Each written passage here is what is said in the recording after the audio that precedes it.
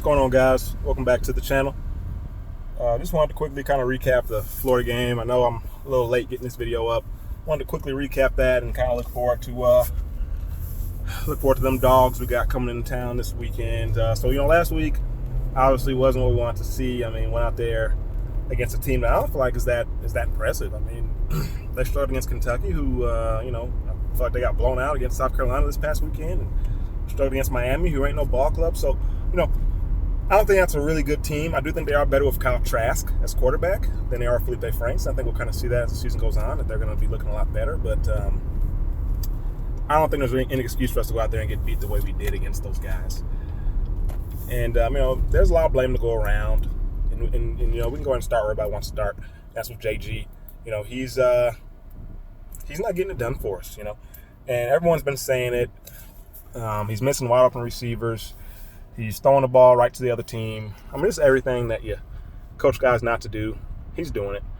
He's not taking sacks a whole lot, so that's actually some improvement for him. But he's turning over, and he's not giving us any chance to win ball games. And I think Pruitt made the right decision in putting Maurer in the second half. We saw we went right down the field and put up 3 points on the board. I think the team rallied behind him. I think they had a renewed sense of energy and juice when he got in the game, and they wanted to do well for him. Now, he is a true freshman. He made some mistakes. He threw the ball right to the other team a couple times. Fortunately, it was either dropped or tipped at the line of scrimmage.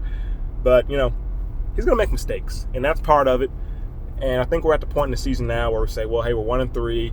We got the meat of our schedule coming up here. I'm not going to sit here and say this season's over with. I'm not going to say that because, I do think you look at our schedule, you look at teams like Kentucky and South Carolina and Vandy and UAB, we can beat some of those. I think we can beat those teams. I don't think that any of those teams are just that much better than us where we can't beat them. We can beat them, especially if we get something out of Maurer at quarterback. And that's really is what's going to determine the season for us. And we got to get him some reps. Okay, he's got to get his reps. He's got to go ahead and take his bumps and bruises early on. I hate to throw him into the fire against Georgia, who's got a pretty good defense over there, but he's got to learn sometime, right? You know what I'm saying? So trial by fire, sink or swim. So he, hopefully he learns to swim, because he's going right into battle here this weekend, and I'm going to assume that he's starting. From what I've been reading online, looks like JG and Maurer have been taking all the first team reps. They've been splitting the reps evenly. So I think that's Maurer starting, and if not, he's going to get some significant playing time regardless of how the game goes, in my opinion. I think he should be starting, and JT Strout should be number 2. I think JG, his ship is sailed. He's off the field unless, just some unforeseen circumstance happens, but he's all the way off the field. Let's get Maurer out there, and let's help him out with the play calling. I don't think we helped out either of our quarterbacks last Saturday with our play calling. Jim Chaney, I don't know what you're doing, and you can really see why the Georgia fans were so thrilled to see him go. What are you doing? We haven't passed the ball well all season. We're going against a team that has what everyone would say is an elite pass rush. They haven't stopped the run very well. We run the ball pretty well all season. So why would you come out here with a game plan that says we're going to go out here and freaking play the air raid and pass the ball all over the field? That makes no sense to me, and I think that's a lot of reason why we struggled the way we did against Florida. We had no balance. We went out there with quarterbacks that we know are unproven, can't really get it done like that for you, and we tried to put the ball in their hands, and that's a recipe for disaster if you ask me. Let's go out here, let's run the ball, let's get a little bit of that Stafford under Jim Harbaugh to us. Hey, we're going to run the ball 85% of the time. We're going to slow the game down, force you to make mistakes, and give ourselves a chance to win it in the fourth quarter, because we don't really have anybody right now that's proven that they can be that guy. Now, let's see if Maurer can do it. I don't really know if he can, but maybe him having a full week of preparation as the starter, he'll get a little bit better rapport, get a little bit better feel for the offense and kind of what to expect from the defense. And maybe he'll be able to make some plays out there on the field for us, but he's a guy, he stares it down. He sees his guy, he stares it down. He'll force it in the coverage, which I don't necessarily mind forcing it in the coverage here and there, but there's a time and a place to do it, and he kind of does it in times when he shouldn't be doing it, like when we're about to score. Let's at least get a field goal if we can. Things like that. So he's got a long way to go, but he'll learn as he gets more repetition. So I'm not too worried about that, but I do definitely want to see no more of JG. I want to see all Stroud and all Mallard. That's what I want to see. I think our O-line is improved and it looked good. They held up pretty well in pass protection, opened up some lanes in the run game. I think we could have ran the ball a lot more than we did. We just chose not to do it for whatever reason. I know we got behind, but that can't always be your excuse. We weren't behind when the game started. We came out there and passed, I think, every single play on that first series. So things like that are head scratchers for me. So we need better play calling from Jim Chaney. Much better play calling. And defensively, passing defense is just terrible all around. We can't cover anybody, and we can't rush the passer. So that's a terrible, terrible recipe right there. Giving guys all day to stand back there, pat the ball in the pocket, and deliver strikes down the field, and get picked apart. I don't care how good your secondary is. And then when you factor in that our secondary ain't able to cover anybody, you're really not doing them any favors by not getting any rush. So we've got to find ways to manufacture some pass rush. We need Crouch to come on. We need Roman Harrison to come on. We need Darryl Taylor to come on. We need some of those interior guys to come on. We need to get some type of pass rush. It's got to happen, Or I mean, you know what I'm saying? Because when we now Bryce Thompson, people want to talk about him. I mean, hey, he was rusty, okay?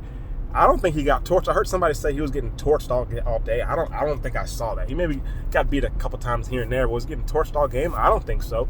He was a little rusty, yeah, but he was in pretty good position for the most part. I saw him miss a tackle or two, which is going to happen when you haven't been tackling for a long time. But I'm not worried about him. I think he'll bounce back this week and have a good day for us and kind of lock down his guy for the most part. So, but Kenneth George, I came out here and raved about him after the UT Chattanooga game, and he didn't get in until garbage time, So I don't know what that's about, but get him in the game early on when it counts, please, because he's one of our better corners. So he needs to be playing. That's kind of all I'll say about that. Let's get the freshmen in there, Tank McCullough, Tice Fields. Let's get those guys in there at safety because the guys we got in there ain't really doing it for us. Theo Jackson's been the most consistent guy. So he can stick around, but Nigel Warrior, Trayvon Flowers, you guys are done. Trayvon gives good effort, I'll give him that. Schamberger gives good effort, I'll give him that. But I still want to see more of those freshmen getting in there. Backers been doing what they've been doing. I'm sure you guys heard Will Ignat's gone, and I don't miss him one bit. Like I said, he's been looking pretty piss poor to me all season. So, guys want to be here, get him out of here, and let's get a room full of guys that are all pulling in the same direction, and we'll get to where we're going much faster, if you ask me. So I don't mind that at all. We lost Jacquez Jones, who I think had some potential, undersized receiver, but I think had potential. And I think we lost another guy too, but I don't think it was anybody huge. So don't mind seeing those guys get out of the program if they don't want to be here and be a part of what we're trying to build here. Now, looking forward to Georgia here. Number 3 team in the nation. Got a lineup full of 5 stars. I was watching, I think I caught the second half of that Vandy game. They got 5 stars across the board on the O-line. And I think the right guard, maybe the right tackle, somebody went down. And then guess who came in for him? Another 5-star, Caden Mays. So, yeah, they got talent. Okay, that's no secret. Everyone's aware of that. But I don't know what it is about those guys. They just seem to always just underachieve. I mean, look at them on paper. They're big, strong, fast, athletic, physical, the whole deal. But whatever it is, they just seem to drop the ball. You look at that Notre Dame team they played. Notre Dame team that ain't no contender. I mean, they went out there against who was that they played? Virginia. Virginia was like a daggone world-class ball club against those guys. Notre Dame went toe-to-toe with Georgia. Their O-line looked like they were a freaking NFL O-line. Georgia couldn't get any pass rush. I mean, they were stuffing the run a little bit here and there. I'm not saying that we're on par with Notre Dame. Okay, Notre Dame will probably kick our tails. But, hey, this is a big-time rivalry game. We ain't got nothing to lose. We got a new quarterback going to be in the game, which could work in our favor. Hey, call me a crazy buffoon, okay?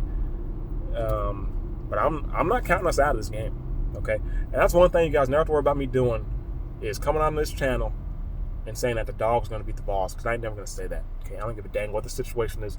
I ain't never going to say that. Now, how are we going to beat them?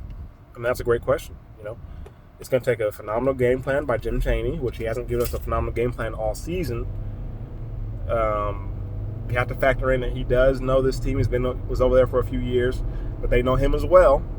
So how is he going to use that to his advantage? And we got to be able to execute. We can't make mistakes, can't beat ourselves, can't turn the ball over. Got to make it, take advantage of their mistakes.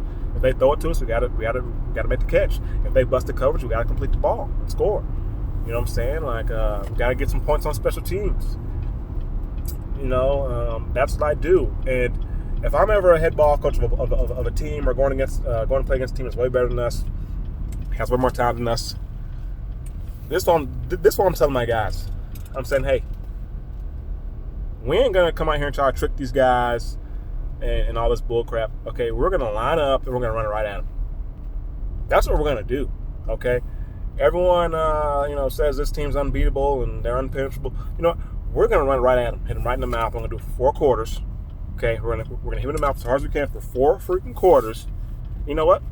We'll look up in the 4th quarter and we'll see where we're at. Okay? We'll see where we're at that point. But we ain't trying to trick them. We're going toe-to-toe with these guys. We're going to bring it to them. Okay? Hey, let's not get scared to get a little dirty, get a little cheap shot here and there, make this game a dirty, grimy, grinded out type of game that nobody wants to be part of, and see if we can't, get these guys in some trouble, get them some personal flags, get some guys kicked out of the game and that whole deal, and, just make it a scrappy, dirty game and see if we can't come out on top somehow. I'm not counting them out, and, I'm just hoping for the best.